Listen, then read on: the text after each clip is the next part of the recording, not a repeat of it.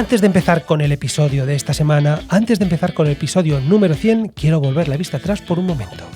Cuando publiqué el primer episodio del Podcast del Agua en agosto de 2023, no imaginaba hasta dónde iba a llegar este viaje. Hoy, 100 episodios después, lo que veo no es solo un número, veo conversaciones, kilómetros recorridos y sobre todo personas. A lo largo de este camino han pasado por el podcast más de 100 profesionales del agua, ingenieros, investigadores, gestores públicos, empresarios, técnicos de operación, personas que dedican su vida a algo tan esencial como el agua. Cada uno ha traído su mirada, su experiencia y su forma de entender este sector. Hemos hablado de desalación, de depuración, de reutilización, de regulación, de innovación y de gestión, pero también hemos hablado de territorio, de historia, de decisiones difíciles y de futuro.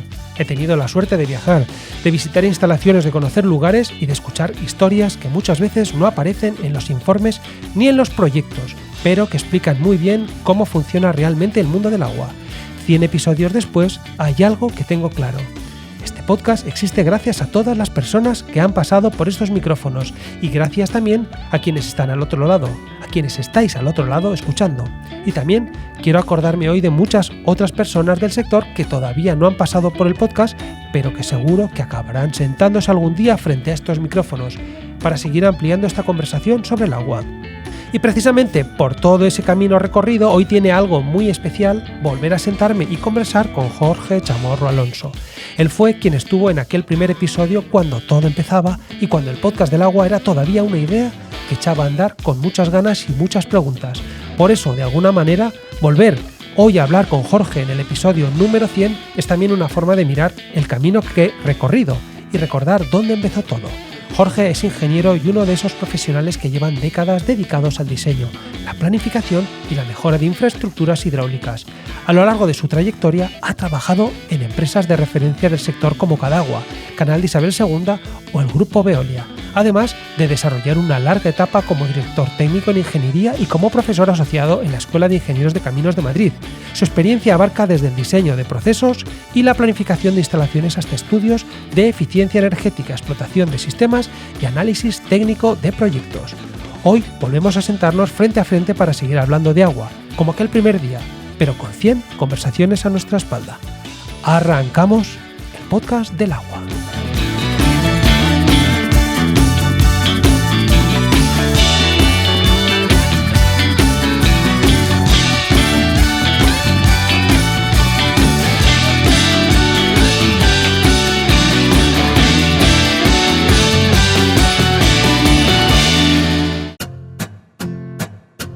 Este episodio está patrocinado por Saler. Referente internacional en soluciones para el tratamiento de aguas, Saler diseña y fabrica equipos innovadores que permiten una gestión eficiente, segura y sostenible del agua, adaptándose a las necesidades de sectores como la industria, las infraestructuras urbanas y el ámbito medioambiental.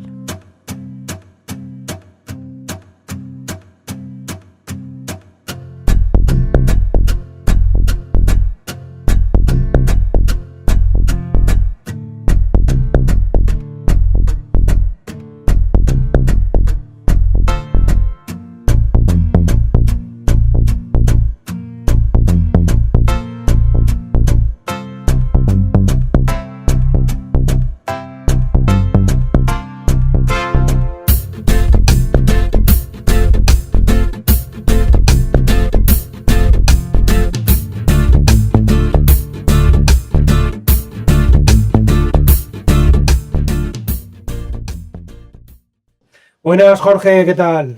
Hola, Daniel, muy buenas, ¿cómo estamos? Yo estoy muy bien, gracias por invitarme. Perfecto, por segunda vez, que ahora lo contaremos. Pero primero, antes de nada, gracias por estar de nuevo en el podcast del agua. Y cuando digo de nuevo es porque es la segunda vez, y ya lo he comentado, que Jorge Chamorro aparece en el podcast del agua. Y además en un momento tan especial como este episodio número 100. Me hacía mucha ilusión que vinieras y que pudieras estar aquí, que además estuviéramos frente a frente. Hoy no estamos grabando en remoto, como hicimos en aquel primer momento, que además, te acordarás, era en voz solo, era solo audio. Esta vez hemos puesto vídeo. Nos hemos venido a EDIR a sus oficinas en Madrid, que desde aquí agradecemos a toda la gente de EDIR, a Belén, a todos, que nos hayan dejado aquí en la calle Almagro, en pleno centro de Madrid. Tenía ganas de que esta conversación fuese así, compartiendo mesa, con tiempo y sin pantallas de por medio. Si miro hacia atrás, el podcast ha ido cambiando bastante desde que empezó el formato, se ha ido ajustando, el cuestionario ha evolucionado. De hecho, estábamos comentando ahora mismo que efectivamente el cuestionario ha cambiado de cuando yo te lo hice en aquel momento, han ido apareciendo nuevas preguntas y otras se han quedado por el camino. Pero la idea de fondo siempre ha sido la misma: sentarse a escuchar a gente que conoce bien el sector del agua y que tiene experiencias que merece la pena compartir. Y en tu caso hay algo especial, porque tú estuviste en el inicio de todo esto, en aquel primer episodio cuando el podcast todavía era solo audio y el proyecto estaba dando sus primeros pasos. Por eso me parecía bonito que, después de todo lo que ha pasado desde entonces, volvamos a coincidir justo en este episodio número 100. Así que, Jorge, bienvenido otra vez al Podcast del Agua y vamos a empezar. Para quien no te conozca, Jorge Chamorro Alonso es ingeniero de caminos, canales y puertos por la Universidad Politécnica de Madrid y lleva toda su vida depurando. Depurando, pero bien, ahora nos lo contarás. A lo largo de tu trayectoria has pasado por algunos de los nombres más importantes del sector del agua en España. Has sido director de operaciones en Cadagua, ingeniero en Canal de Isabel II, director técnico en diseños hidráulicos y ambientales de HA del Grupo Veolia y durante más de 2 décadas profesor asociado en la Escuela Técnica Superior de Ingenieros de Caminos, Canales y Puertos de Madrid, formando a nuevas generaciones de ingenieros. En definitiva, una carrera entera dedicada al diseño, la mejora y la explotación de infraestructuras de tratamiento de agua, con una experiencia muy amplia en proyectos de depuración y gestión de agua. En aquel primer episodio no te pedí que te presentaras de forma personal, no lo hacía. Tardé unos cuantos episodios en pedírselo a los invitados, pero la vida nos está dando una segunda oportunidad contigo. Así que te lanzo la pregunta que hace 3 años no te pude lanzar porque no la sabía. Pero primero de todo, bienvenido a tu podcast y céntranos un poco. ¿Quién es Jorge Chamorro Alonso? Bueno, Jorge Chamorro Alonso, a nivel personal, creo que he logrado unos grandes objetivos. Soy padre de un hijo y abuelo de 3 nietos, con lo cual estoy en un momento pleno. Creo que no hay mayor satisfacción a nivel personal que el ver que tus generaciones de tus hijos y de tus nietos están ahí y, bueno, pues has cumplido con lo que pensabas al principio, ¿eh? Eso es a nivel personal, que creo que es lo más importante en mi vida, ¿eh? O sea, lo profesional, que también es importante, ahora hablaremos. Pero a nivel personal, lo mío es la familia, los amigos, el tratar de ayudar siempre a la gente. Me parece importante y además puedo dar fe de ello porque yo cada vez que he tenido cualquier cuestión, cualquier duda, cualquier cosa que comentar con alguien de depuración, al que venía era Jorge Chamorro. Y Jorge Chamorro siempre me respondía con una elegancia, con tiempo, nada de... No, bien, y te lo agradezco y por eso estamos aquí otra vez, porque es que me encanta cómo hablas, cómo cuentas, cómo haces todo y además que fuiste el primero, que hay que empezar por ahí. Venga, entonces, Jorge, desde aquel episodio en agosto del 23 que ha llovido, ¿no? Actualízanos dónde está ahora mismo Jorge Chamorro, porque sabemos de ti, pero queremos que nos lo cuentes. Bueno, yo estoy teóricamente jubilado, ¿eh? Lo que pasa es que la normativa española permite que, aun estando jubilado, pueda trabajar siempre y cuando no superes en facturación el salario mínimo interprofesional. Entonces yo estoy dentro de ese rango. Jubilado, pero como dice nuestro amigo el médico del agua, jubilado pero activo, ¿eh? Entonces estoy en este campo y además estoy mucho mejor ubicado que nunca. ¿Por qué? Pues bueno, porque como no tengo compromisos con nadie, no me debo a nadie, no tengo ninguna mochila a mi espalda, solo la técnica y el tratar de que las cosas mejoren en el campo del ciclo integral del agua. Entonces, como yo estoy enamorado del ciclo integral del agua, lucho porque mi enamorada pues luzca lo mejor posible y ahí es donde estoy ubicado. Qué bueno. Qué bueno. Y además, un poco por poner en antecedentes a los oyentes, Jorge Chamorro y yo nos conocimos hace un montón de años, cuando él y yo éramos todavía unos jóvenes barbilampiños, allá en... Y con pelo. Bueno, cuando estábamos ahí en pleno plan especial de saneamiento y depuración, y Jorge Chamorro apareció en una reunión, apareció con el sombrero, que lo tenemos por aquí, y con un gabán, y yo dije, madre mía, y desde entonces hasta hoy nunca hemos dejado de estar en contacto. Hoy alguna Navidad nos hemos felicitado solamente, pero bueno, luego siempre habría contacto. Así que poco para que todo el mundo se ponga en situación. Esa es la relación que tenemos Jorge Chamorro y yo, y le agradezco de nuevo que esté otra vez aquí con nosotros. Pero ahora ya, en serio, vamos a empezar a hablar de agua, de depuración, y vamos a preguntarte, Jorge, por qué dirigiste tu vida profesional al sector del agua.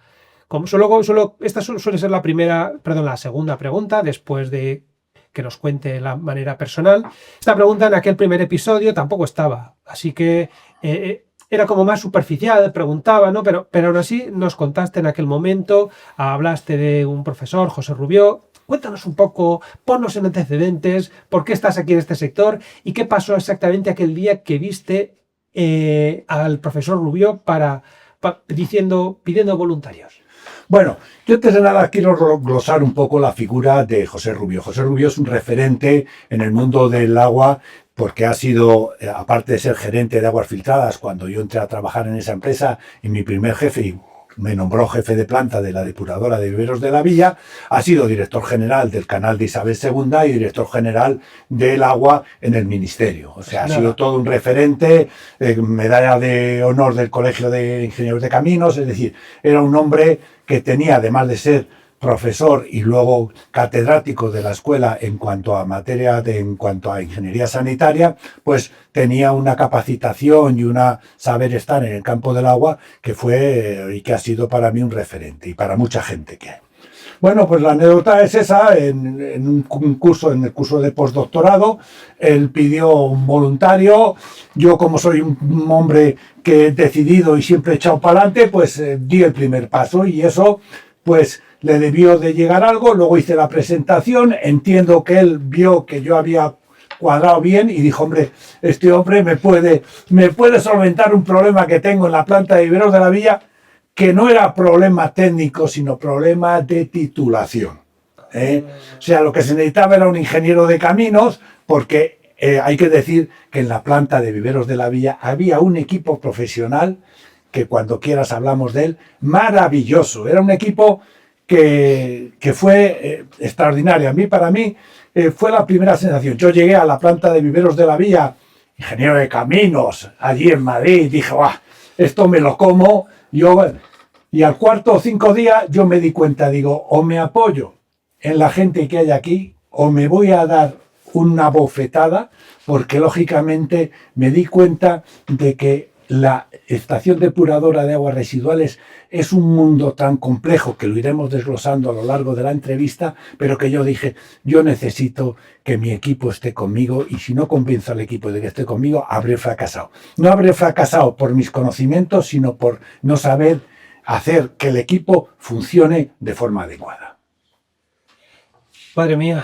Y eso es mucho, porque seguramente muchos ingenieros de caminos, y no de caminos, sino ingenieros o cualquiera que tenga una titulación, llegaría a un sitio donde la gente no la tiene y diría, yo aquí soy el jefe y se hace lo que yo digo. Y tú te diste cuenta que no era ese el camino. No, porque yo me di cuenta que esto es una tarea multidisciplinar. Lo aprendí enseguida, O sea, quiero decirte que tuve la inmensa suerte de que acabé en un sitio donde me di cuenta de que esto era el tema de la depuración, o el tema de operación de una depuradora. Es un tema multidisciplinar, y o tienes equipo, o tú solo, o alguien solo no puede con ello. No puede con ello. Y tuve la suerte además de que tenía unos grandes profesionales a mi lado. Y entonces, pues bueno, desde mi segundo José Suárez, desde el químico Manuel Sandoval, desde los eléctricos, mecánicos, esa gente fue la que a mí me sostuvo en un momento en que yo dije, solo no puedo. Y entonces me di cuenta de eso. Bueno, además, que ya lo dijiste la otra vez, ¿no? Que le guardas especial cariño a la planta de Viveros. Sí, es tu amorcito. Sí, porque además era una planta de lechos bacterianos, y yo estoy enamorado del funcionamiento de los lechos bacterianos. Entonces, creo que en España han sido muy injustos los diseñadores con los lechos bacterianos, pero esa es la realidad. Era una planta que funcionaba, ahora estaba muy bien diseñada. Además. Además. Pero es que aquí todo fangos Activos y parece que lo regalan. Sí, y aireación prolongada. De eso hablaremos más adelante. Madre mía. Sí, claro que sí, claro que sí.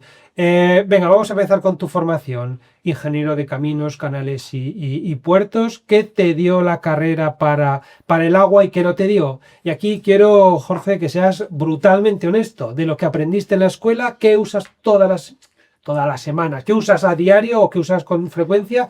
¿Y qué es decoración? Bueno, vamos a ver. A mí la escuela de caminos me dio todo. Me ha dado todo y sobre todo en tema de aguas, la ingeniería sanitaria fue algo maravilloso que yo descubrí y dije, joder, si los ingenieros de caminos también nos vamos a dedicar al agua y también al medio ambiente, luego lo vi. Entonces me di cuenta. Pero lo que fundamental me ha dado y lo que utilizo cada semana y lo que me dijo la empresa es que hay la necesidad de estar al día.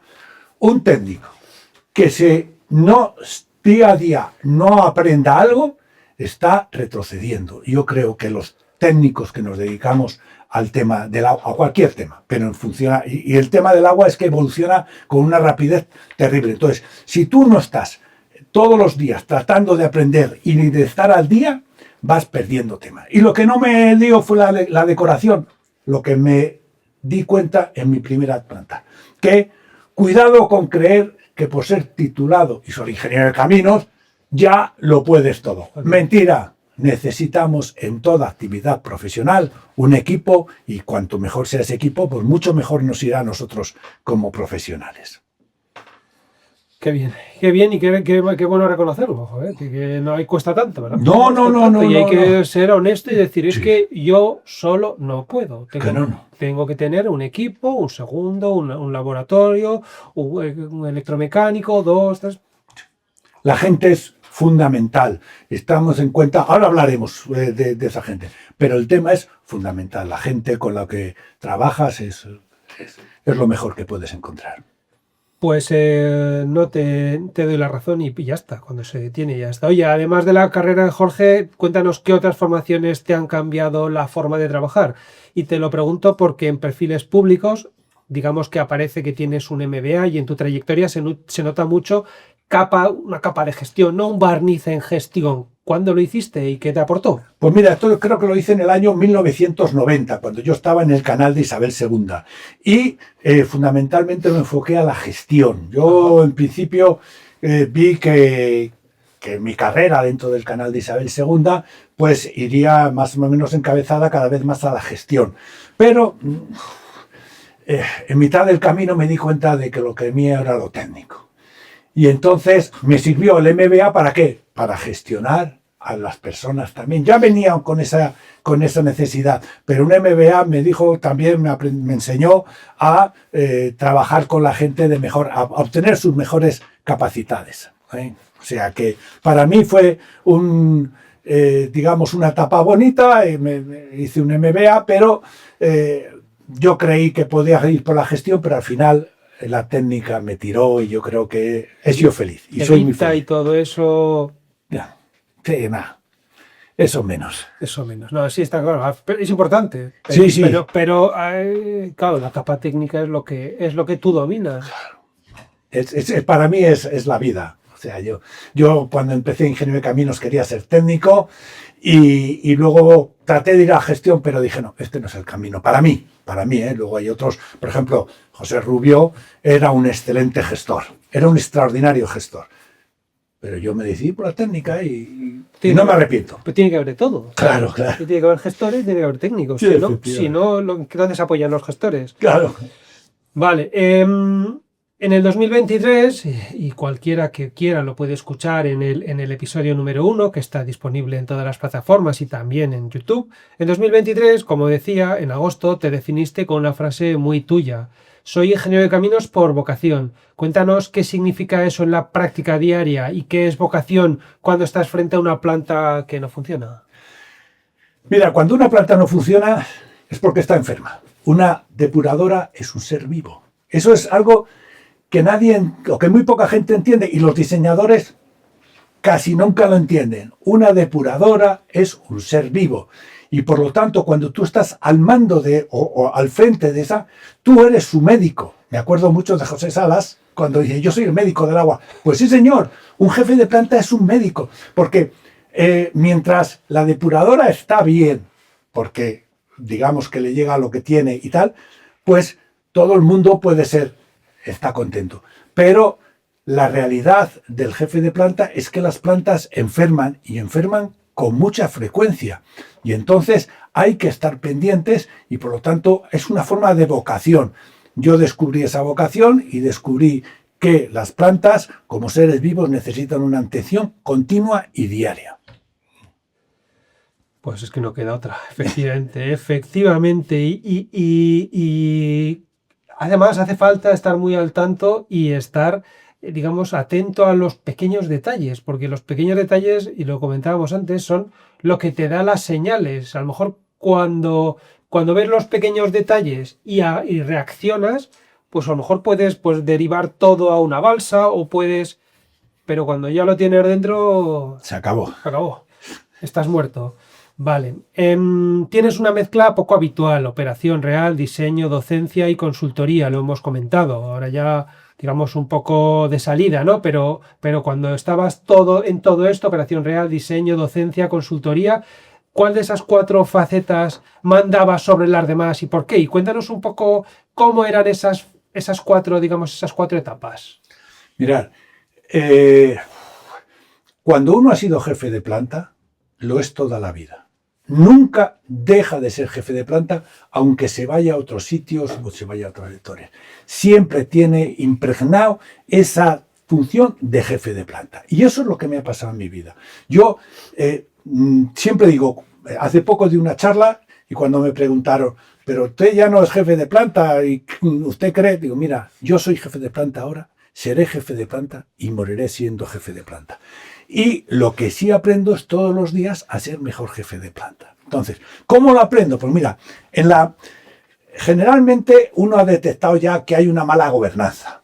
Una mala gobernanza como jefe de planta, pues en torno al sistema. Es decir, como jefe de planta te das cuenta de que hay muy mala gobernanza en el sentido de que las administraciones públicas, que son las responsables de las gobernanzas, no cuidan su tarea, que es la de tener los recursos económicos y técnicos para garantizar la depuración de las aguas residuales ahora y dentro de 25 años. No basta con garantizarlos ahora, sino que tienen que garantizarlos durante 25 años. Recordar que una depuradora, con el paso del tiempo, se va degradando. Como todo ser vivo va envejeciendo, tus equipos van envejeciendo y es necesario reponerlos. Luego está la mala gestión, es decir, hay unos beneficios hay una ansia de beneficio a corto plazo, que como jefe de planta a mí me repugnan.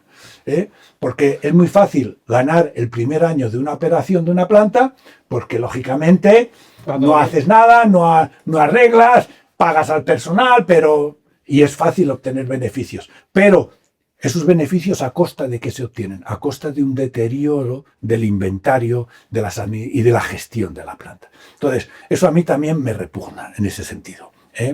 Y luego, es algo que vengo luchando desde los últimos años, es los diseños. Tenemos muchos errores de diseño a la hora de las depuradoras. Y eso al final crea problemas al operador. Entonces, cuando yo veo un diseño de una depuradora y me pongo en la piel del jefe de planta, ¿qué ocurre? ¿Qué ocurre en mi vida? Pues mi vida es muy desagradable en ese aspecto, en ese sentido. Es decir, cuando alguien me contrata y me dice, oiga, háganos usted el diseño de la planta, yo empiezo a pensar como jefe de planta. Y entonces empiezo a poner un montón de partes flexibles de una depuradora. Entonces, ¿qué ocurre? Que cuando compito, cuando vas y dicen, oye, es que aquí tú has puesto esto y esto no es necesario. Bueno, no es necesario. No, ¿es necesario para la construcción? Digo, no. ¿Es necesario para depurar? No. ¿Es necesario para que? No. No es necesario. Se puede construir, la depuradora funcionará mal, pero funcionará. Ah, bueno, eso no es nuestro problema. Yo tengo que diseñar una planta con este presupuesto y construirla. Y luego lo de la operación, claro, cuando uno se da cuenta de que en la vida útil de una depuradora el 25 y el 35% de su coste es la construcción y el resto es la operación, tú te das cuenta, estamos equivocados, estamos mirando en la etapa de mínimo coste y la etapa de máximo coste la ignoramos a la hora de diseñar. Y entonces eso es algo que para mí es terrible y me crea un sarpullido que es muy grande en mi vida profesional. Y exactamente, ¿qué son las partes flexibles que estabas diciendo? O sea, cuando tú te dices, Jorge, haznos esta planta flexible. Imagínate que hay una administración loca que dice, haznos la flexible. Mira, yo tengo una tabla, que a lo mejor luego si quieres te la mando y la pones con esto, perfecto, donde he puesto una tabla donde pone diseñar para depurar frente a diseñar para operar. Y ahí hay alrededor de 20 diferencias. Voy a poner las más representativas. Las más representativas. El bombeo de agua residual. Los bombeos de agua residual se hacen con un solo cuerpo del bombeo. Todo el mundo que ha operado una planta sabe los problemas que se tienen en los pozos de bombeo. Que si toallitas, que si residuos sólidos, que si sobrenadantes, que si grasas, que si roturas en el zócalo de las bombas. Eso va a ocurrir a lo largo de la vida útil, seguro. Sí o sí. Entonces, tú dices, oiga, ¿y por qué no compartimentamos el pozo de bombeo en 2 cuerpos y ponemos 2 compuertitas? Que es coste es mínimo, de tal forma que cuando surja un problema podamos dejar una parte del bombeo fuera de servicio, arreglar, limpiar o hacerlo el mantenimiento que consideremos adecuado y, lógicamente, el resto, la planta. Porque si no hacemos eso, ¿qué ocurre? ¿Paramos la planta? O sea, después de haber construido una planta, ¿la paramos solamente porque el bombeo está mal hecho? No, hombre, se puede hacer por la noche, ¿a costa de qué?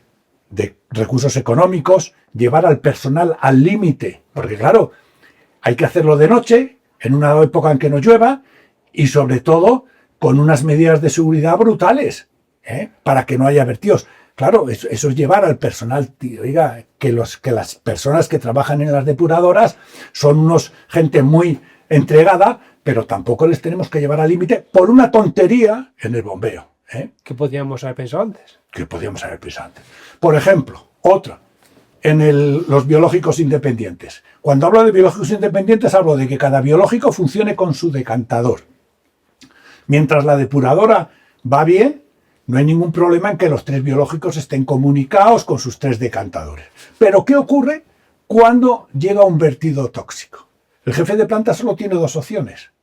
O lo hago pasar por el biológico y me lo cargo y estoy un mes sin depurar, o lo tiro a la calle y entonces me multan y estoy haciendo delito ecológico por un lado, pero por el otro me van a multar durante 30 días. ¿Qué hace el jefe de planta? Ahora, ¿qué pasa si tenemos los biológicos independientes? Pues si tenemos los biológicos independientes, muy sencillo, cerramos 2 y hacemos pasar todo el caudal por un biológico. Para eso tiene que estar bien diseñada la línea de agua, las tuberías tienen que ser más grandes, un poquito más grandes, porque mira, entre una tubería de 800 y una de 900 el precio no es representativo. Y luego lo hacemos pasar por SL, que depura de maravilla. Evidentemente no eliminaremos nitrógeno y fósforo, porque la edad del fango habrá bajado y el tiempo de retención será diferente, pero comprobaremos si es un vertido tóxico o dañino. Si es vertido tóxico, arramplamos con él y nos cargamos una línea, pero tenemos las otras 2 líneas para cuando pase ese vertido tóxico, le pongamos. Mira. ¿Y qué ocurre cuando tenemos bulking o tenemos un problema de levantamiento de fangos? Pues lo mismo, podemos aislar los 3 biológicos, entonces esos 3 biológicos los podemos poner configuraciones diferentes para cada biológico y resolvemos el problema en la tercera parte del tiempo que si no tuviéramos los biológicos. Y otra cosa muy importante, con el mismo agua problema, porque están trabajando los 3 biológicos a la vez y en simultáneo. Tú, con los 3 biológicos mezclados, pues una semana tratas de bajar la edad del fango, aumentar el oxígeno disuelto y tal, y ves que aquello mejora, pero no. Entonces a la semana siguiente haces otro cambio, pero ese agua que entra la semana siguiente no es la misma que ha entrado en el agua anterior. Luego, la situación no es comparativa, o sea, y eso requiere, fíjate, simplemente que el bombeo de recirculación esté compartimentado y que la tubería de impulsión a las balsas sea una para cada uno. O sea, son unos costes tan insignificantes a la hora de construcción que ahorran un montón de problemas y de costes económicos no evaluables durante la operación. No sé si ha quedado más o menos... No, clarísimo. De todas maneras, estas cosas que se tienen que tener en cuenta, pues no se tienen en cuenta. En cualquier caso, vamos a ver si ahora se tienen más en cuenta. Sí. Yo creo que la segunda vez que lo decimos, Sí, lo dices... Tenemos suerte. Sí. Venga, vamos a ver. Oye, y sí que me gustaría que nos contases alguna anécdota de operación real. Una de esas que no se olvida, en una planta que cuando llegaste ya te dijo en 5 minutos que el problema no era el que aparecía en el informe, que viste que estaba pasando de verdad y cómo se resolvió. Danos esa anécdota, nos encantan las anécdotas. Sí, no, bueno, vamos a ver. Yo siempre que voy a una planta hay que decir una cosa muy clara. Hay que ir con prudencia. Por una razón muy sencilla. Porque el que más sabe de esa planta es el jefe de planta. Eso de ir a la planta y decir, no, esto es que hay que ver, porque cuando he ido a las plantas y he empezado y he visto que había algún problema y le he preguntado al jefe de planta, ¿tienes aquí este problema? Sí. ¿Por qué no has hecho esto? Pues empieza. No, porque mira, esto no lo he podido hacer. Ah, claro, pero tú no tienes... No, es que yo no tengo esto. Tú puedes... No. Mira, yo voy muchas veces... lo que sí detecto y lo que sí observo, sobre todo en aireaciones prolongadas, por eso yo les tengo un poquito de manía, es que tú vas a las plantas y dicen, oiga, la verdad es que esta planta no produce fangos. Ya... que te diga, no, esta planta no produce fangos. Entonces, bandera. Claro, dices, no, esto no es muy real, Las plantas depuradoras producen fangos. Y entonces cuando empiezan, y vamos, ¿y cuánto tienes el biológico? No, el biológico está en 4.500, 5.000 de mLSS. ¿Y qué altura del decantador tienes? No, pues yo creo que son 3 metros. ¿3 metros? Sí, 3 metros. Claro, cuando tú empiezas a darte cuenta de que un biológico con 4.000, 5.000 y con una altura de decantador de 3 metros, te das cuenta de que aquel sistema no puede operar bien. Ese decantador llega un momento en que colapsa, es decir, el manto de fangos es tan grande que al final arrastra el fango. Entonces, ¿lo que pasa? Que estás purgando al río, al cauce receptor. Este es otro de los sistemas de errores de diseño. ¿Por qué no ponemos los decantadores de 4,5 metros de altura? Oiga, que respecto a 3,5 metros es 1 metro más, es un poquito más de hormigón circular. Eso es un coste de operación. Sí, evidentemente el hormigón cuesta, sí lo sé, y la excavación también. Pero luego, a la hora de operar un biológico, es la vida para esa planta tener un decantador. Y eso no se tiene. Entonces, hay que entender también, porque cuando tú dices, no, hombre, joder, es que tú puedes llegar hasta 5.000 de mLSS. Depende del decantador. Depende del decantador que tienes detrás. Entonces, hay que ser muy prudente cuando tú dices, no, tú lo estás haciendo mal porque no tal, porque no sé qué, porque claro, tienes la balsa biológica pequeña, pero si aumentas a 5.000 puedes depurar de maravilla porque pasas de una edad del fango de 10 a 15 y entonces, sí, pero luego vas a la realidad y te das cuenta que no lo puedes hacer. Entonces, muchas veces me ocurre esas cuestiones, que hay que ser prudente cuando vas, hay que entender al jefe de planta y ayudarle en estas cuestiones. Yo creo que hay que, formarle y decirle lo que puede hacer y lo que no puede hacer en esas circunstancias. Ya, no, y luego también saber qué cartas tiene para jugar, porque si lo pides tú, 3 metros, hay que tener 1.000 ojos. Hay depuradoras con decantadores secundarios de 2,5 metros. Oh, mía. Eso no... Claro. Hay que hacer al jefe de planta. ¿Qué respuesta tiene el jefe de planta? Está vendido. Tiene que estar con un biológico, en fin, muy precario. Está claro. Oye, en aquel episodio, hace eso, la tira de años, hace los 3 años, dijiste la frase, no actuar por miedo a equivocarte, que además empleé como cebo en aquel primer episodio, como entradilla, ¿no? Esa frase es cultura operativa pura. ¿Cómo le enseñas a un jefe de planta joven a equivocarse bien y rápido sin cargarse la planta? Porque al final las administraciones no quieren que las plantas se rompan. El jefe de planta es una persona a la que nunca llaman para decirle, qué bien lo haces. Nunca. Siempre le llaman para decirle, oye, qué mal lo estás haciendo. Jamás a mí nunca me han llamado para decirme, muy bien. No, me han llamado siempre para decirme, oye, que huele la planta. Oye, que el agua no ha salido bien. Oye, que no sé qué. En fin, oye, que ha venido un concejal y dice que la planta por fuera está muy sucia. Ya me dirás también, una planta depuradora, ¿cómo puede estar? Pero la verdad es que lo que hay que tener, yo tengo que darle un consejo, es paciencia. Hay que tener en cuenta, vuelvo a repetirlo, que una depuradora es un ser vivo. Y no es una planta de aguas potables, donde en la planta de aguas potables es un físico-químico, tú echas más o menos reactivos y aquello es inmediato. Una planta de aguas residuales con un tratamiento biológico tiene ahí montones de microorganismos y hay que tratarlos con cariño, no se les puede cambiar de un sitio para otro. Entonces no se les puede cambiar las condiciones. Uno de los grandes problemas que tienen las plantas que están en el litoral español es que como las conducciones de aguas residuales o el saneamiento está como un queso gruyère, cuando hay vaivenes de salinidad y entonces es difícil hacer vida de esas plantas. Hay un buen diseño para esas plantas que es colocar balsas de regulación de salinidad para que el tratamiento biológico funcione más o menos uniforme dentro de unos rangos. Eso es una parte del diseño. Pero bueno, volviendo a esto, primero, que tengan paciencia, que no pueden arreglar una depuradora en un día y que haciendo un chascarrillo. Segundo, que se dediquen a observar, sobre todo el biológico. El microscopio es fundamental, que lo tengan siempre allí y que se apoyen, ojo, apoyarse en el software de depuración, que no es la panacea, pero sí es una ayuda. Es decir, tú puedes ir trabajando con un software y ver y hacerle las pruebas que tú no le puedes hacer en una planta. Y yo aconsejo que ese software se tenga y que se haga cuando no tienes problemas. Decir, oye, voy a someter a mi planta a este caudal, o voy a someter a mi planta a este otro. ¿Entiendes? Entonces, paciencia, dotarse de nuevos modos, de programas informáticos y estudiar mucho y aprender todos los días. ¿Te refieres a simuladores? Efectivamente, sí.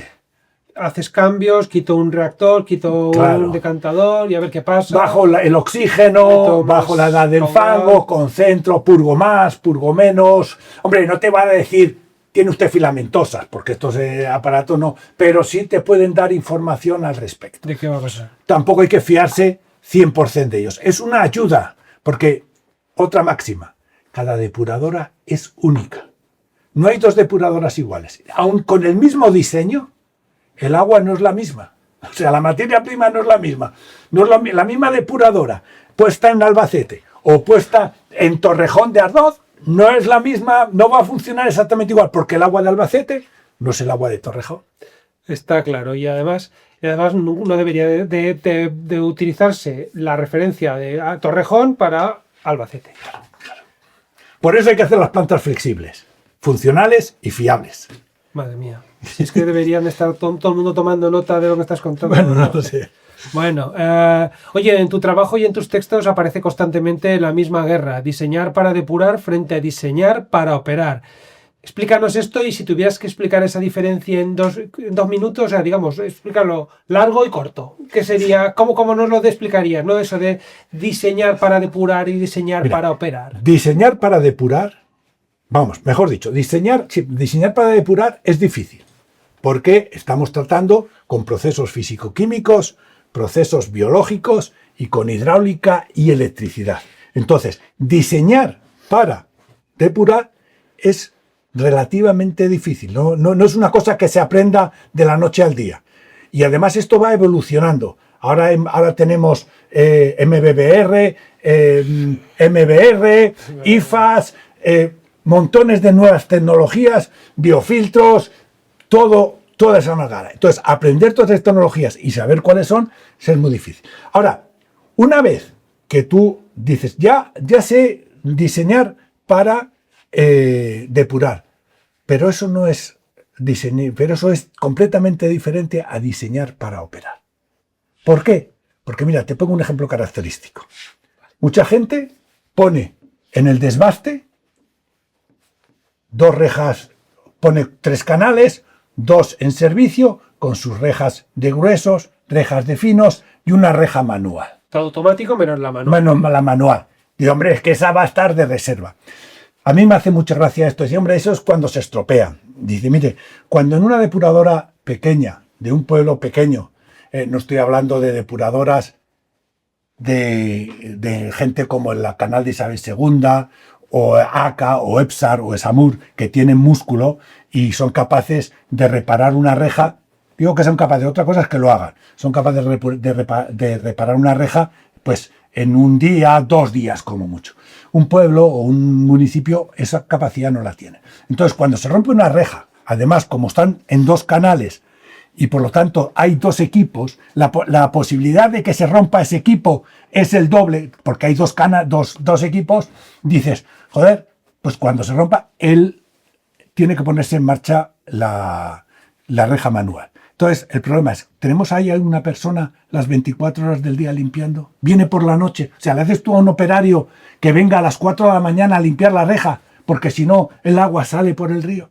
¿De verdad eso? Yo siempre he dicho, si pusiéramos a todos los diseñadores, el día en que una reja se rompe, digo, oye, vente, que la reja se ha roto. Todas las 3, todas las 4, claro, ya verías tú como ningún diseñador. Ese es el ejemplo mejor que hay. ¿Me entiendes? O sea, entonces, diseñar para operar es pensar. Sobre todo, ¿por qué en plantas pequeñas vamos a poner unas rejas de gruesos y unas rejas de finos? Si hoy la tecnología, las rejas de finos, los fabricantes lo dicen.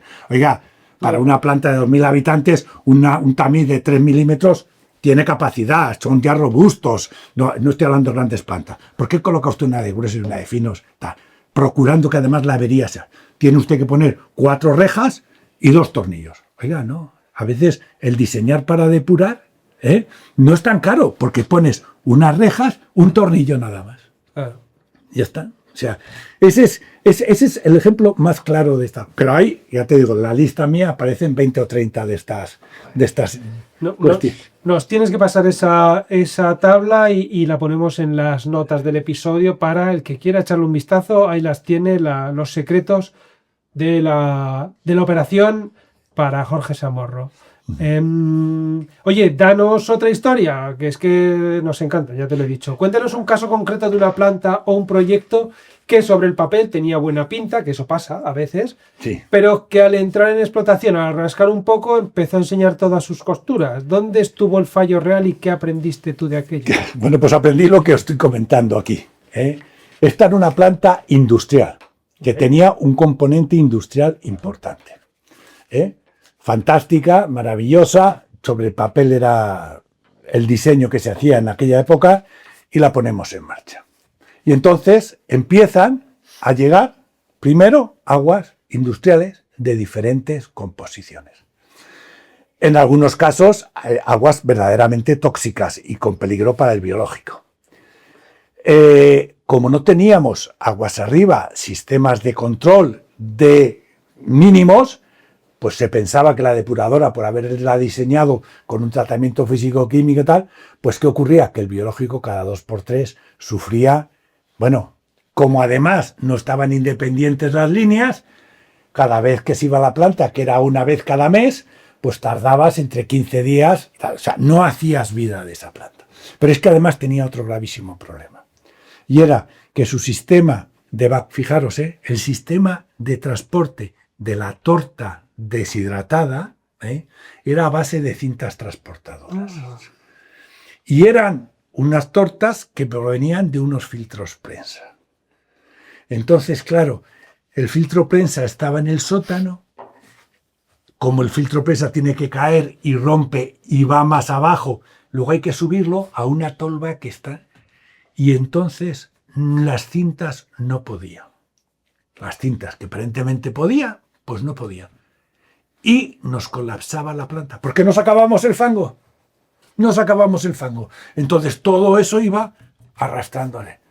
No hicimos vida a esa planta hasta que le metimos mano a las 2 cosas. Primero, un sistema de transporte que obligó, fíjate bien lo que obligó a cambiar el sistema de deshidratación.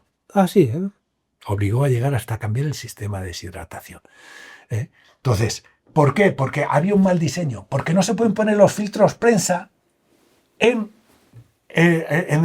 a nivel de solera. ¿Por qué? Porque tienen que caer la torta, porque es una torta muy gorda y rompen. Los filtros prensa se tienen que poner en lo alto. Ya sé que eso es más obra civil. Lo mismo, otra cosa, las centrífugas. Estoy harto de ver las centrífugas a nivel de suelo. Oiga, vamos a ver. Usted va a bombear fango líquido a las centrífugas, después de secarlo va a bombear fango seco a una tolva.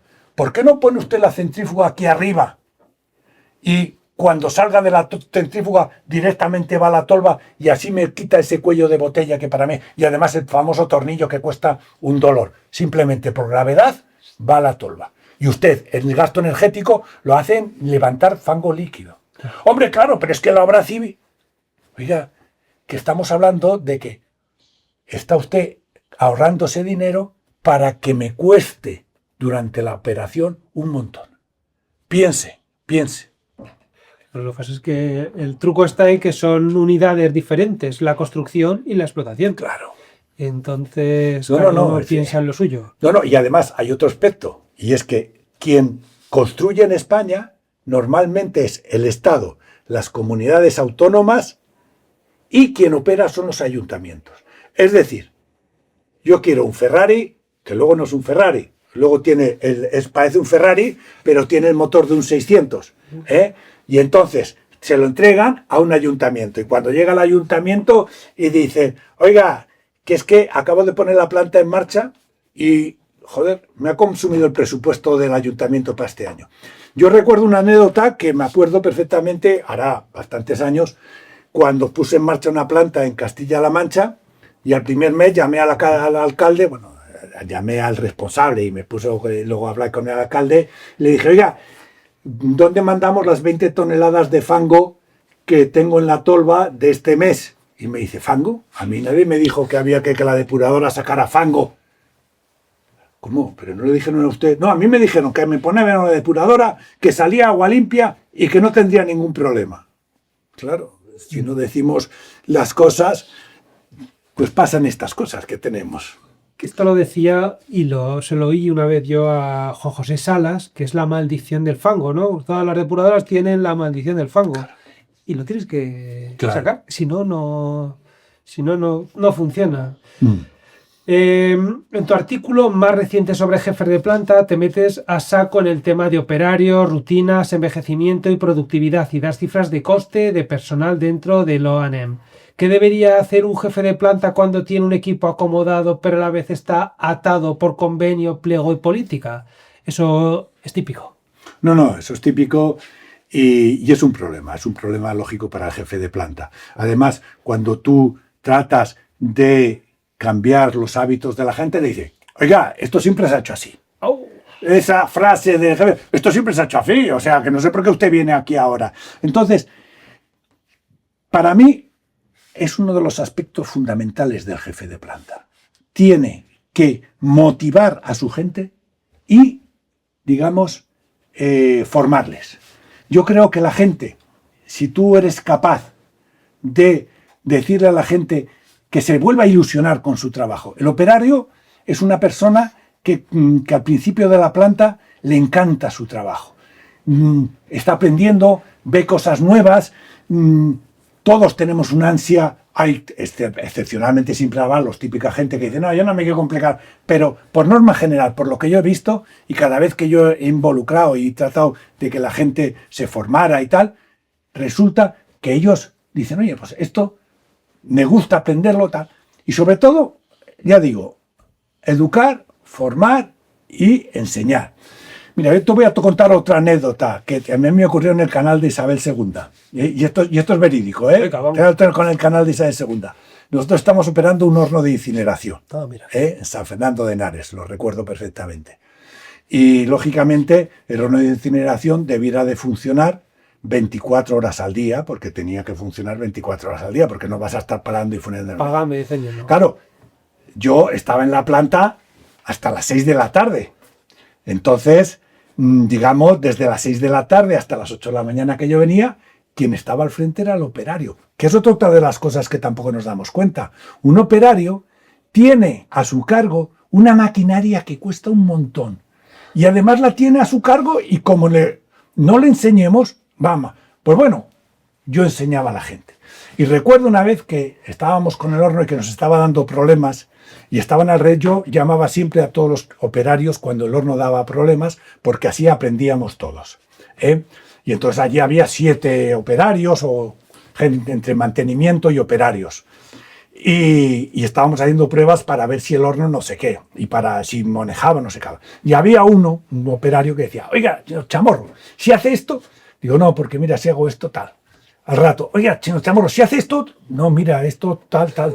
Y ya, eso estuvo el mes. Y al final uno dijo, joder, deja de molestar. Dijo, aquí no molesta a nadie. Está preguntando y estamos aprendiendo todos. Y en algunas ocasiones le decía, oye, vamos a probar lo que tú dices. Porque, de verdad, los operarios quieren lo mejor para la planta y están todo el día con el horno. Yo estoy unas horas y ellos ven mucho más. Entonces, hay que escuchar y luego hay que motivar y formar. Yo creo que el operario tradicional, que antes estaba en las plantas, acuérdate, Daniel, yo cuento siempre también esta misma anécdota. Cuando estabas poniendo una planta en marcha, te llegaba el político de turno. Oye, que tengo un sobrino, que tengo un hijo, que no sé qué hacer con él, que tiene 18 años, que ha abandonado los estudios, no sé qué hacer con él, tal. No habría un sitio para la depuradora. Y ahí le metíamos a gente que no estaba formada. Luego resultaba un chaval que trabajaba como... Pero era un trabajo manual. Hoy en día ya no es un trabajo manual. Hoy en día un operario, primero, tiene que reconvertirse. Tiene que formarse y, sobre todo, cada día las plantas son más automáticas. Claro. El operario que tiene que convertirse en un, digamos, instrumentista de segunda. Es decir, tiene que empezar a aprender que los instrumentos los puede mantener él, que tiene que hacer más labores de mantenimiento, que el proceso es mucho más automático, que tiene que saber cuáles son las variables. No le puedes decir, no, el oxígeno da lo mismo. No, el tío va aprendiendo y le tienes que decir, oye, el oxígeno tiene que estar entre 1 y 2. Porque muchas veces, claro, muchas veces le dices, oye, ¿qué ha pasado esta noche? Tal, y te dice, no, el oxígeno estaba bien, lo que pasa es que se nos ha olvidado. Siempre escuchar, formar y tener paciencia también. Qué bueno. No, y es verdad, lo que has dicho de panelistas y estar controlando instrumentistas de segunda, porque efectivamente cada vez hay más y el futuro es ir por ahí, claro. Que haya sensores por todos lados. Y eso lo tienen que saber. ¿Qué pasa cuando baja el redox? O cuando sube el oxígeno? ¿O cuando hay una descompensación de algo? Claro. Pues sí. Vale. Oye, Jorge, si hoy montaras un equipo ideal para operar, continuando con la gente de una planta, para operar una edad mediana, ¿qué 5 perfiles contratarías o contarías sin duda primero y qué les exigirías en los primeros días? Bueno, pues, hombre... Para mí está claro, un biólogo. O sea, yo una planta de fangos activos, o una planta de lechos bacterianos, una planta de biodiscos, porque estamos acostumbrados a hablar de fangos activos. No, la biomasa también está en los fangos activos y en los biodiscos y en el lecho bacteriano. Y esa fauna no la tenemos que conocer. Entonces, un biólogo, y además le pediría que me controle el biológico. Porque además... Eso está claro. Si tú controlas el biológico semanalmente o periódicamente, puedes adelantarte a los problemas que va a tener ese fango activo. Porque te avisa, el fango no llega un día y dice, ¡pum! No, es un ser vivo, entonces te va a ir diciendo, oye, por eso es importante el biólogo, porque te va a anunciar que tu biológico está empezando a enfermar. Tiene fiebre, tiene 37,5. Mañana te dirá, tiene 38. Sube de la fiebre o baja la fiebre. Entonces, vale, el biólogo te va a dar el corazón de la planta, que es el biológico, te va a dar su sedo. Ese es el primero. El segundo, el jefe de mantenimiento. El mantenimiento es muy importante en una planta. El mantenimiento es muy importante. Y hay que buscar el equilibrio entre mantenimiento preventivo y mantenimiento correctivo. La situación actual es que el mantenimiento preventivo, además por cultura hispana, es un desastre. No existe mantenimiento. últimamente ya las administraciones sensatas se están dando cuenta de que hay determinados equipos que hay que tener con mantenimiento preventivo y que tiene que ser la casa la que viene a hacerlo. Estoy hablando de soplantes, de turbosoplantes, estoy hablando de centrifugadoras, estoy hablando de grandes bombeos. Es decir, las administraciones se están dando cuenta de que o invierten en el mantenimiento preventivo de determinados equipos o al final van a pagarlo. Van a pagarlo más caro, porque si no lo hacen, se rompe ese equipo y la rotura, el mantenimiento correctivo, siempre hay que tener, siempre es más caro que el mantenimiento preventivo. Siempre equilibrado, evidentemente. El fallo, el no fallo no existe y además es carísimo. Entonces, un jefe de mantenimiento que, opere y gestione bien el mantenimiento, que es fundamental. Y luego, para mí, los operarios. El laboratorio, el analista también es importante, pero yo prefiero al biólogo porque me va a avisar antes, porque normalmente el analista te llega y te dice, la DBO sale mal la planta. Digo, ya la he visto que salía mal, ya llegamos tarde, mientras que el biólogo te dice, mañana o pasado podemos tener problemas. Y luego están los encargados. Le digo, un encargado bueno también es fundamental. Porque un encargado es el equilibrio entre operación y mantenimiento. El encargado tiene que saber.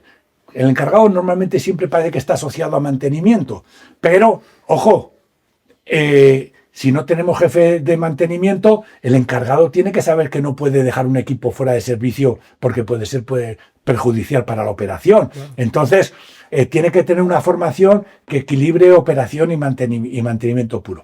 Y luego están los mecánicos.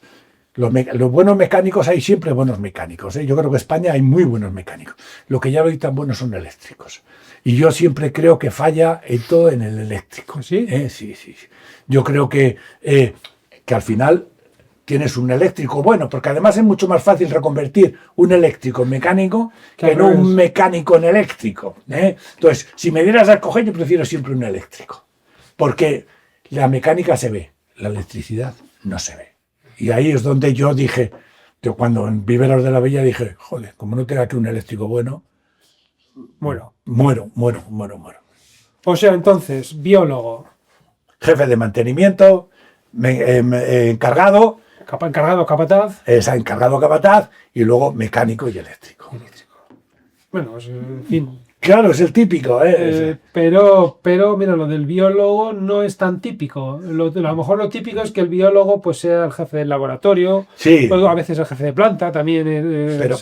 Pero Daniel, hoy en día, una planta con fangos activos debiera de ser obligatorio tener un microscopio en la planta. Mirarlo. Sí, no tener un microscopio y usarlo. No tenerlo allí de adorno. Es casi más importante que hacer 20 o 50 analíticas de DBO o 20 o 50 analíticas de MLSS. Oiga. Vamos a mirar el microscopio. Mire usted el microscopio que tiene ahí. A ver qué, pues sí.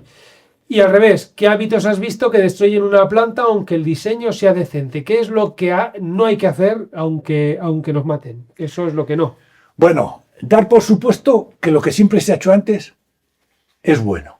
Es decir, siempre hay que estar pendiente. Lo anterior fue con otra agua, fue con otro tiempo, las características del agua pueden haber cambiado, el método del jefe de planta puede haber cambiado, lo que sea. Es decir, lo anterior no siempre era bueno, se puede mejorar. Y eso es lo que yo digo, siempre hay que estar en la mejora continua. Luego, otra cosa, no caer en la rutina. No caer en, no. Estar siempre tratando de aprender y tratando de mejorar sobre todo el control de esa planta. Y por supuesto, nunca darse por vencido. Un jefe de planta nunca puede darse por vencido. Aunque tenga una planta que es un desastre, aunque la administración no le haga caso, aunque en su empresa le digan, eres un desastre, estamos perdiendo hasta la camiseta. Muy bien, nunca tires la toalla como jefe de planta. Estate ahí al pie del cañón, lucha por tu planta. Es tu ser vivo que está a tu cargo y tienes que sacarlo adelante. No lo desahucies nunca. Y además yo diría que digamos, es tu contribución al medio ambiente, a que el río esté más limpio. Bueno, eso es lo que... Ya solo por eso. Claro, es que eso está... A lo mejor no lo hemos ganado, pero tienes toda la razón. Es que la satisfacción de saber que estás protegiendo el cauce receptor, que hay seres vivos, que hay fauna, que hay flora, eso te tiene... no puedes decir, no, yo lo dejo que se muera porque no me importa que... No, es que si se muere él, hay un montón de gente hay un montón de seres vivos que se mueren aguas abajo. Ay, venga, a ver si con esto conseguimos que todo se quede un poco más claro. Y te pido una tercera anécdota, esta vez de personas, aunque ya nos has contado muchas, has sido un invitado de lujo en ese sentido, que nos has contado muchísimas. En tus artículos se nota que para ti una EDAR no lo saca adelante solo la ingeniería, y lo has comentado, sino también la gente que la opera, y lo has dicho varias veces. Cuéntanos una historia de un jefe de planta, de un operador o de un equipo que te hayan dejado huella para bien o para mal y que te enseñó sobre cómo funciona una depuradora. Yo tengo que decir una cosa que digo en todos los foros y en todos los sitios.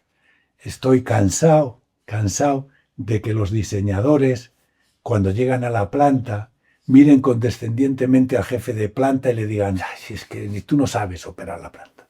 Pues mirad, por suerte en España, quienes garantizan la depuración de las aguas residuales son los operadores, nunca los diseñadores.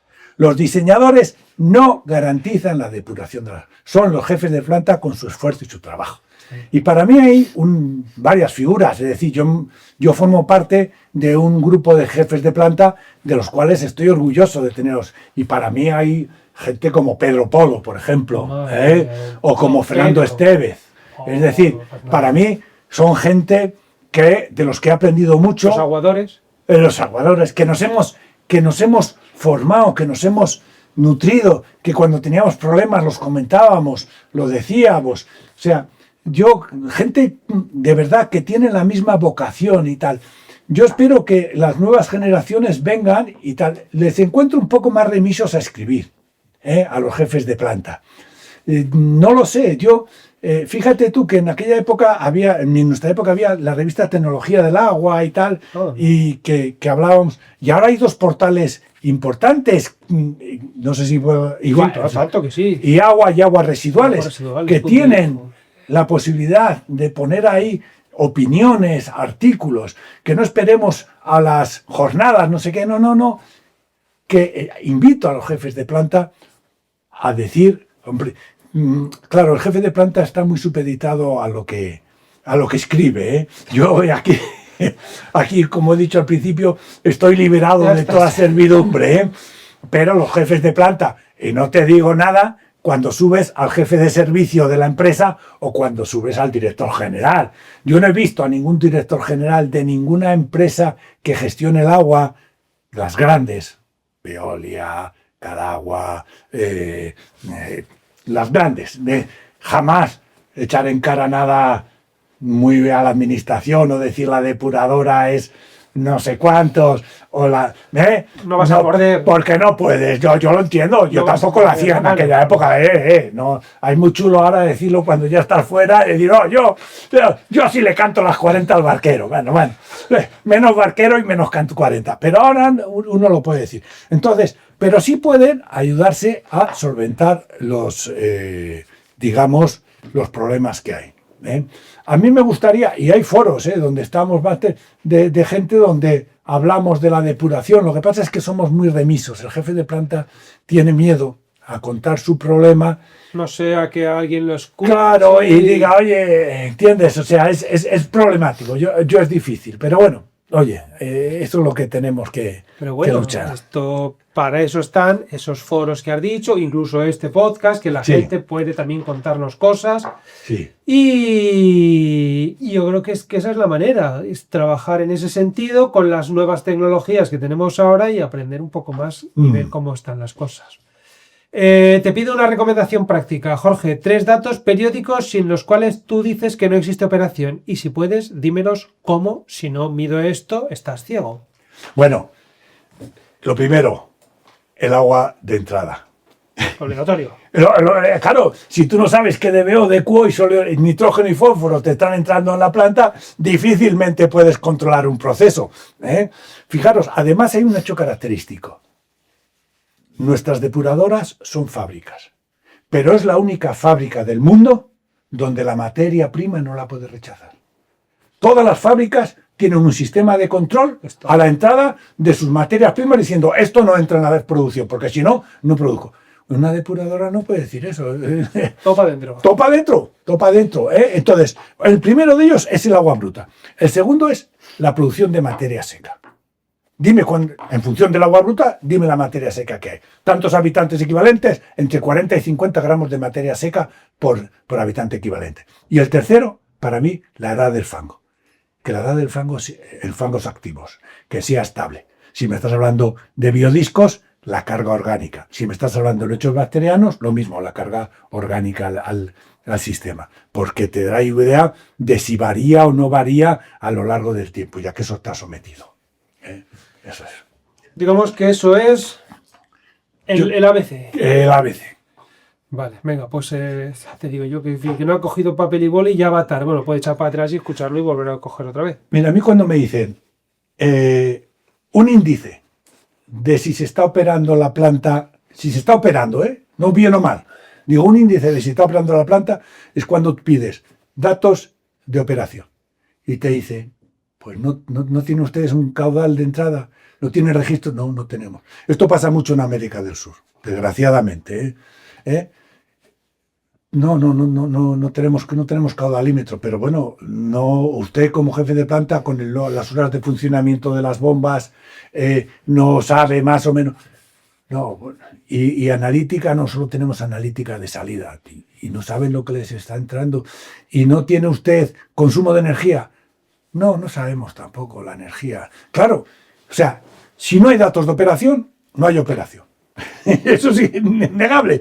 Tú no puedes operar una planta sin datos de operación. Está claro. Luego hay otra cosa, y es que en otras plantas, sobre todo en las grandes, hay unos listados de operación fantásticos. Entonces, ojo, que eso, ni tanto ni tan calvo, muchas veces esa información tan grande que tú tienes es difícil de procesar.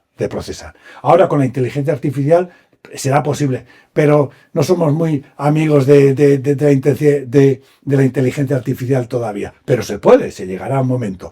Lo que sí digo es que no tener datos de operación es no operar.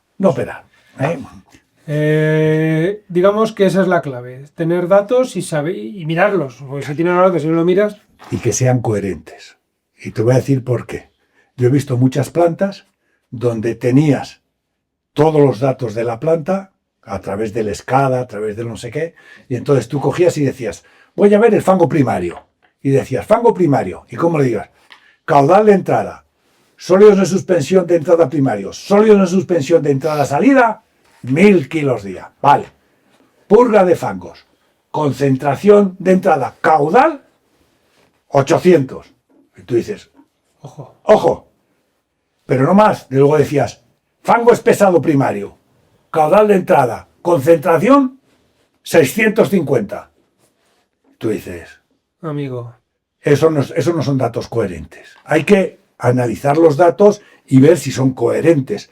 Es decir, tú puedes tener una producción de fangos primarios de 1000, y luego puedes tener en la purga 950, porque las concentras.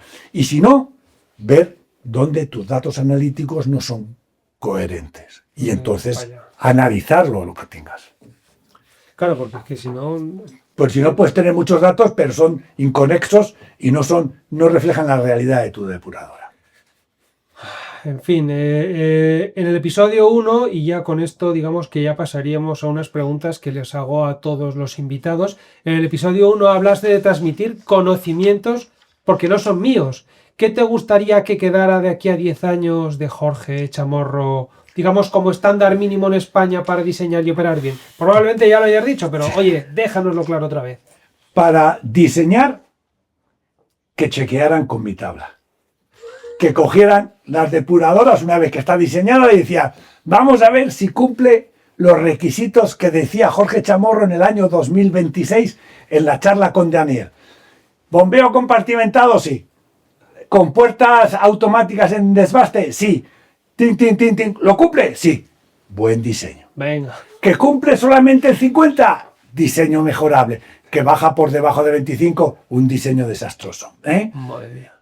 Para operar, que se lleva a cabo los informes anuales de objeto 4 y los informes periódicos de objeto 5 del protocolo de inspección de vertidos que llevan en obligatorios desde el año 2014 y que no se hacen. Explícanos esto de los objetos. Mira, el objeto 4 del protocolo de inspección de vertidos hecho por el Ministerio establece que hay que hacer periódicamente, en mi opinión, una vez al año, un vídeo de cómo funciona la depuradora para ver que ha cumplido con los objetivos que estaban marcados.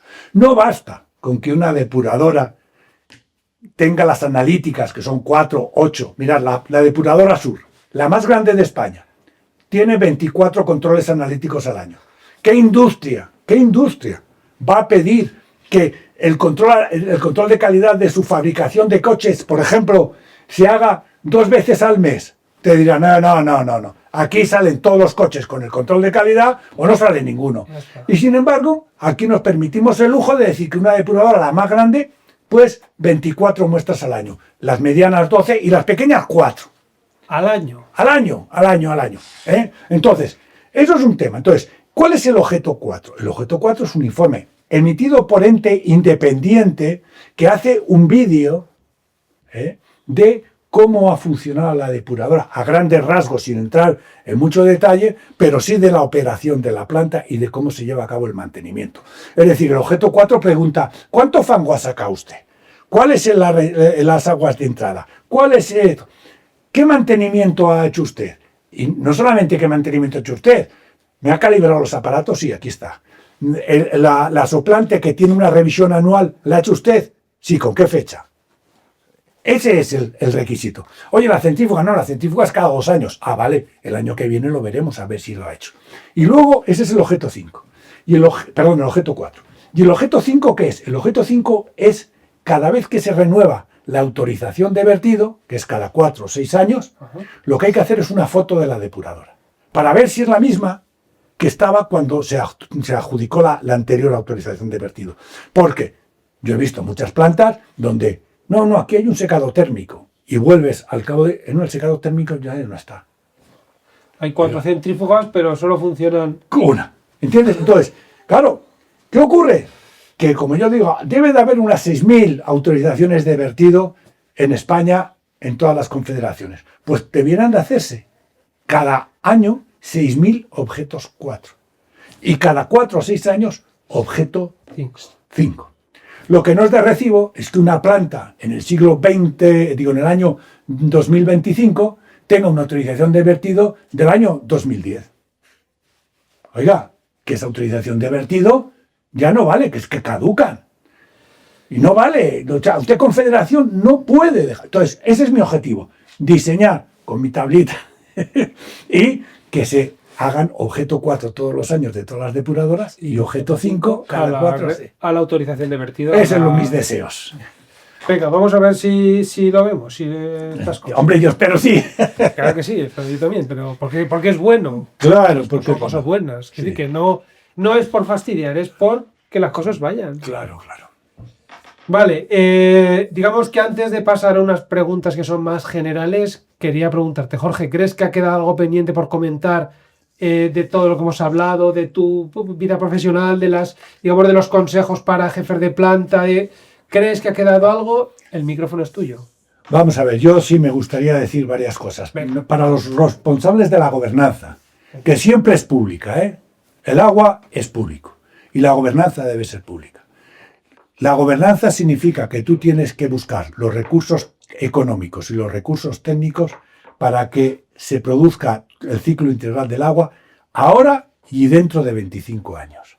Es decir, tienes que tener una prospección, una perspectiva de muchos años. Y eso solo se consigue con unas tarifas viables. Y la única forma de colocar en España tarifas viables es que haya una tarifa única en todo el territorio nacional. Esa es la única, porque los políticos locales que tienen la responsabilidad de la gobernanza, con una perspectiva de 4 años, son incapaces de poner unas tarifas que sean adecuadas con las exigencias de gobernanza que nos está pidiendo Europa y la calidad del tratamiento de la depuración. Eso por una parte.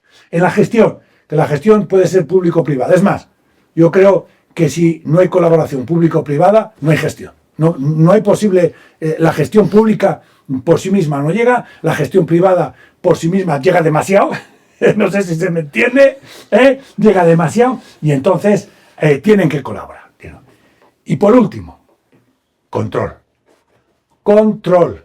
Para eso el control tiene que ser público. Claro. Entonces ahí está los objetos 4 y 5. Entonces, a mí siempre cuando me preguntan, ¿qué es más cara, la gestión pública o la gestión privada? Yo normalmente siempre digo, igual de coste. Mira, no, hombre, el privado es más ágil, es más eficiente, el personal que necesita no está supeditado mucho a los, los temas laborales, que la administración es más laxa en ese sentido, la privada es más, esa es la realidad, no nos engañemos en esas cosas. Yo digo, sí, claro, pero si no controlas, el privado es insaciable en sus beneficios. Entonces tienes que controlar. Entonces, todo lo que tú te puedes ahorrar por una gestión privada, te tienes que gastarlo una parte en controlar esa gestión privada.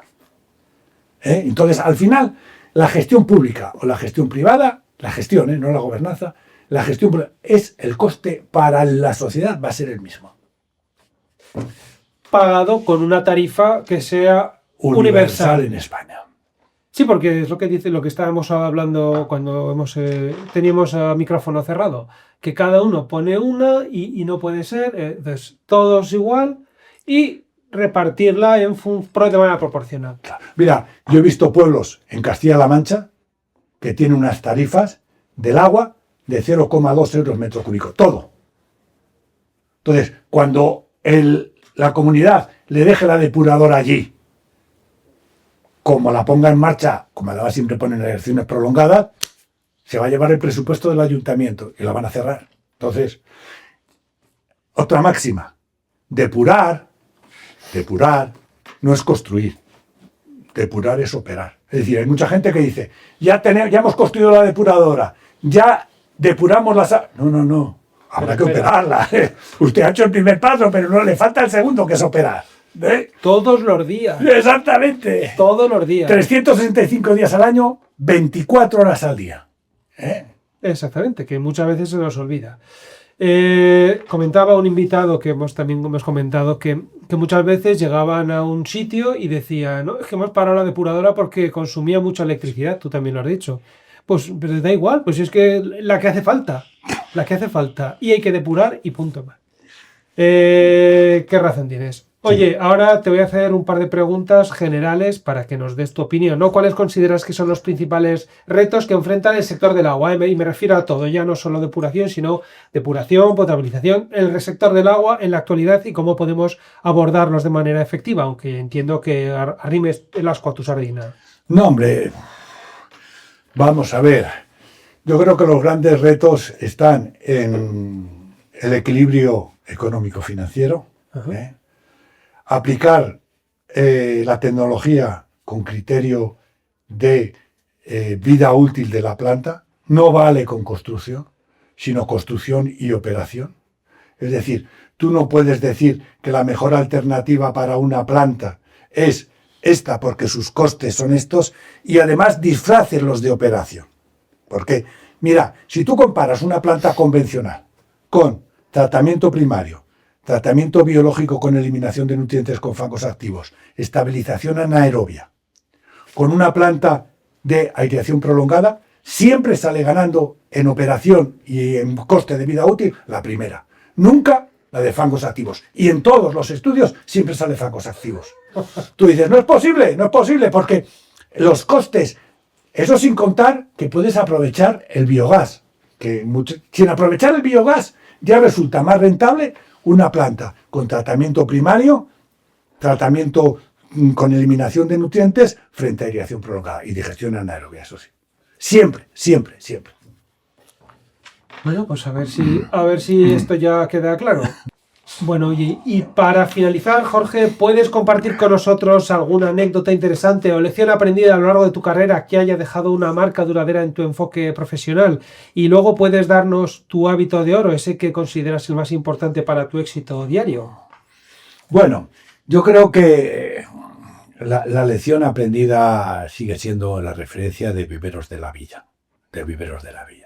Para mí es paradigmática en estas cuestiones. Otra que también puedo comentar es la independencia profesional. Que, hombre, en la vida profesional tú no puedes ser del todo independiente. Claro. Pero yo recuerdo una vez que estando en una ingeniería nos compró una empresa grande y yo, cuando empezaron a decirme que había que meter sus tecnologías en los proyectos que hacíamos, yo les dije que yo no podía hacer eso. Que yo, mi independencia técnica y mi, digamos, saber hacer, no podía dejarlo enturbiado, aunque que solo metería las tecnologías que tenía esa gente si consideraban que eran la mejor. Si no, la podía poner en estudio de alternativas y saliera lo que saliera, porque también muchas veces podía salir ella. Pero que imponer en un proyecto una tecnología que tú sabes ¿Que no? Yo eso me ha llevado muchos disgustos, pero he tratado de evitarlo. A veces he podido y otras veces no ha sido tan fácil. O sea, tampoco vamos aquí a ponernos la capa de Superman, que hemos tragado mucho. Claro, que no queda más remedio muchas veces. Que no hemos tragado mucho, sí. O sea, que hemos tragado, O sea, que ahora es muy fácil decirlo, pero... Es verdad, cuando ya desde fuera, ya desde la barrera... Claro, desde la barrera ya puedes decir, ya puedes pitar. Claro, ya te a la administración inclusive. Ya te digo, claro, a todos, ya está. Bueno. Oye, el hábito de oro, ¿qué nos dices? Mira, yo soy una persona creyente, soy una persona muy católica y para mí no se tendría sentido la vida sin mis oraciones diarias. Para mí es, digamos, mi hábito de oro. Como persona yo creo que es lo mejor. Pues me parece muy interesante, además que me ha gustado mucho tanto la anécdota de la independencia o no y tu hábito de oro, el tener tu momento de reflexión a través de la oración. Pues escucha, es que la oración es hablar con Dios. Y eso es, para mí, hablar y escuchar. Sobre todo en la oración siempre hay que escuchar más que hablar. Uno habla y luego espera que Dios siempre contesta. Otra cosa es que queramos oírle. Perdonad la discreción.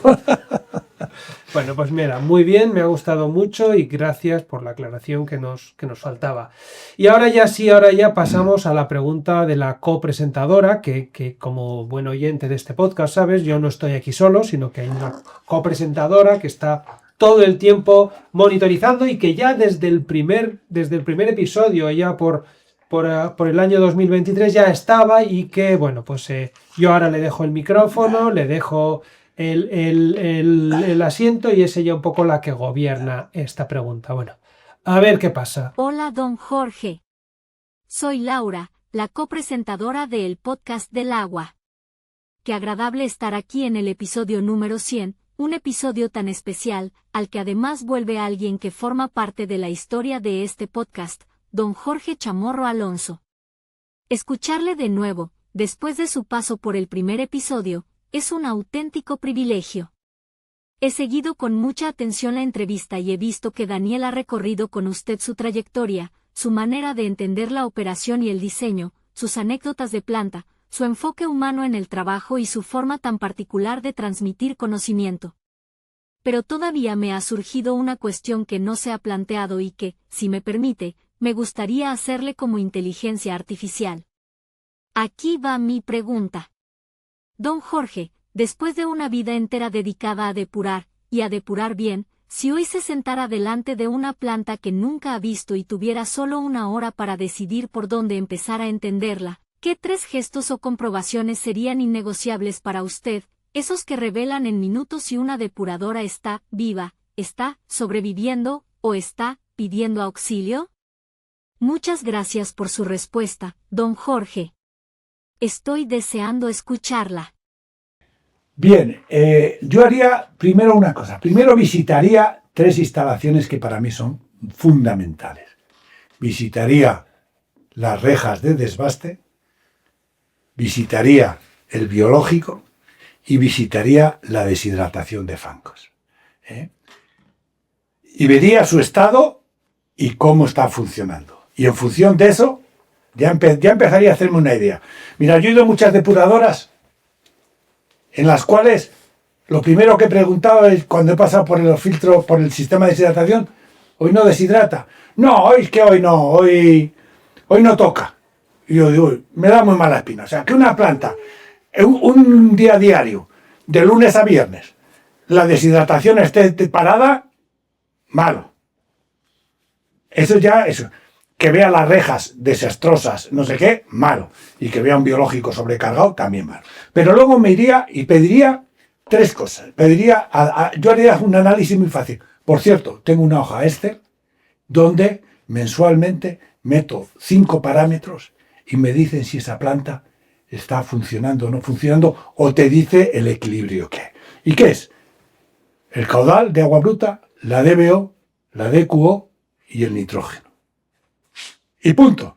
Y además la energía consumida y los fangos producidos. Y si además tiene cogeneración, la cogeneración. Y te puedo garantizar que con esa información del último año, con esos datos mensuales, yo te podré decir si esa planta ha funcionado o no ha funcionado. Y si está bien operada o si está mal operada. Fijaros, esa tabla, Excel está el sistema, el control de la depuradora en 5 pasos. Eso lo he publicado yo en Agua, o sea que está ahí publicado. Entonces, con esos 5 datos, uno, y con perspectiva histórica, es decir, tú no puedes coger esa hoja y decir un día o un mes. No. Eso es un trabajo de un mes, un año. Y entonces cada año va renovando el último mes. Y entonces vas viendo por gráficas si realmente se comporta. Es decir, si tú tienes una planta que entra un caudal, o que tiene unos habitantes equivalentes de 100 y en un mes ha entrado 200 porque ha duplicado por ser verano y tal, y la producción de fangos en la primera es 50 y en la segunda es 60 y de algo falla. Porque con 100 habitantes equivalentes tengo 200, algo está fallando. Y eso te da un índice. La energía eléctrica, yo he puesto un estándar. No significa que el estándar sea el ideal, es un estándar. Pero lo que no puede ser es que una planta de 100 habitantes equivalentes consuma 0,7 kilovatios por metro cúbico y cuando llegan 200, pues consuma la mitad. No. Consumirá similar y tal. O sea, que eso es lo que queda. Entonces, yo creo que eso es lo que yo haría si tú fuera una planta por primera vez a ver esas cosas. Es más, el objeto 4 es eso. El objeto 4 es eso. Y alarmas si está sucia, si las rejas no se ven, digamos, de alguna manera, o que pinten que no están operativas, que los filtros, lo que tú has dicho, o sea, la deshidratación parezca que no se usa, todo eso son otras alertas. Sí, sin lugar a dudas, sin lugar a dudas. Pues, oye, yo me he quedado muy satisfecho con lo que nos has dicho, así que te digo yo que esta inteligencia artificial también se va a quedar muy satisfecha. Y ya pasamos ya a las 2 últimas preguntas de este cuestionario que se me ha pasado volando, y que la primera es la que hace que esta máquina de churros no pare de funcionar, que los churros no dejen de salir, y es: ¿a quién crees, Jorge, que debemos entrevistar en este podcast por ser una gran persona que tiene unos altos conocimientos en el sector del agua y es un gran referente? Te recuerdo que en su momento, hace 3 años, me dijiste a gente como Juan José Salas, Pedro Polo, todos ellos ya han pasado por aquí, y bueno, a ver quién nos dices esta vez. Hombre, yo diría a una persona que tiene a su cargo una de las mejores empresas de España, que es el canal de Isabel II, y yo creo que es Belén Benito, que debiera de atreverse con sus limitaciones, porque ella se debe, ella sí tiene ataduras. Claro. Ella, en un puesto de responsabilidad es muy difícil, hablar como yo he hablado en este sentido, pero tiene unos conocimientos, una capacitación técnica, un bagaje profesional que creo que no nos lo debe de ocultar. Y por lo tanto, debe de atreverse a decir lo que ella piensa con sus limitaciones. Sabemos que va a estar... Pero creo que aportaría un montón a toda la gente que estamos aquí. Y también otra persona que para mí es importante es Miguel Ángel Gálvez, que es el director de depuración, que creo que también tiene un bagaje técnico importante, tiene una capacitación técnica buena. Belén conoce toda la empresa porque es la directora de producción. Miguel Ángel Gálvez es un dedicado a la depuración y ha hecho muchísimas mejoras que creo que se las debe de contar a todo el mundo, con los costes que eso ha significado y con los tiempos de amortización que tienen esas mejoras. Porque hay una cosa importante: cuando uno invierte en una depuradora en mejoras, eso se amortiza en un plazo razonable. Entonces, cuanto más sepamos de esto, la propiedad puede tener un criterio mejor, con plazos de operación y mantenimiento de 3, 4, 6 años, es muy difícil introducir mejoras o que la empresa privada introduzca mejoras que, digamos, no son amortizables en los 4 o 6 años. Pero, sin embargo, el canal de Isabel II lo está haciendo. Qué bueno. Qué bueno. Pues aquí lo dices, yo hablaré con ellos, a ver si tanto Miguel Ángel como Belén quieren pasar y contarnos por aquí cosas tan interesantes como las que nos has contado tú y que te puedan escuchar como ellos, que los puedas escuchar como ellos te están escuchando a ti ahora mismo. Y ya por último, Jorge, ya te dejo tranquilo. ¿Puedes dar un consejo a los jóvenes que están entrando en el sector? ¿Qué les dirías? Bueno, yo les diría varias cosas. Primero, que si entran en el sector, que se formen. Y que nunca terminarán de formarse. Es un camino precioso, pero tienes que estar formándote continuamente. Que no des nada por supuesto. Que no te vengan con milongas de esto se hace siempre así, por lo tanto lo vamos... No, cuestiónalo. Hombre, no digo que estés siempre cuestionándolo continuamente, pero sí, cuando cuestiones algo, razónalo. O sea, fórmate, cuestiona todo. Y sobre todo, haz equipo. Es muy importante que hagas equipo, sobre todo si estás hablando de jefe de operación. Y si vas a entrar en diseño, ponte al lado de alguien que sepa, iba a decir aprende todo, pero ten mi tabla al lado para que diseñes para operar y no diseñes solamente para depurar. Y a mí me gustaría terminar, si me permites, por supuesto, Daniel, con varios, digamos, dichos que yo he recogido a lo largo de mi vida profesional. La primera, que la edad es una fábrica de fangos. Eso es algo que ya está, por supuesto, pero hace 15 años no era tan claro. Que cada edad es única, que no existen dos depuradoras iguales. Que por lo tanto, y siempre lo digo, el jefe de planta sabe de su planta más que nadie. Tú le puedes ayudar, pero el que sabe de la planta es el jefe de planta. Que es un ser vivo y que hay que cuidar. Que no tiene limitada su materia prima. Es la única industria en el mundo que tiene que tragar con lo que le llega. Por lo tanto, el diseño para operar es fundamental. Y que hay que tener en cuenta todo el coste de la vida útil de la depuradora. No basta con analizar los costes de construcción, sino que hay que analizar los costes de operación. Y por último, y refrendando a un amigo mío, Jaime de la Iglesia, me decía que la mejor edad, cuando me preguntó ¿cuál es la mejor edad para cada pueblo? Yo siempre digo, la edad que funcione. Es decir, tú no le puedes pedir a un pueblo de 100 habitantes meterle una erección prolongada porque le pegas un tiro. Es preferible colocarle un lagunaje y enseñarle a sacar los fangos todos los años. Porque la planta al menos funcionará y sacará, no depurará y no eliminará nitrógeno y fósforo, pero depurará DBO y sólidos en suspensión. O sea que seamos sensatos, no pidamos a un pueblo de 100 habitantes, salvo que esté integrado dentro de una gran empresa como es el canal de Isabel II, que esa gestión sí la puede hacer y sí puede repercutir los costes de forma equitativa. Pues yo creo que ya no hay nada más que decir, ya está todo dicho. Ahora ya solo me queda, Jorge, agradecerte que hayas pasado por aquí, por el podcast del agua otra vez.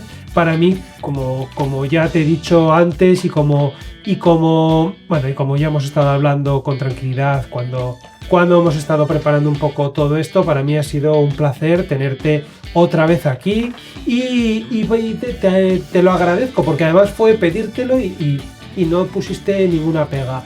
Te agradezco de verdad que hayas pasado por aquí. Gracias por acompañarnos una vez más, por esta conversación tan cercana. También te deseo lo mejor en tus próximos proyectos y esperamos volver a coincidir muy pronto.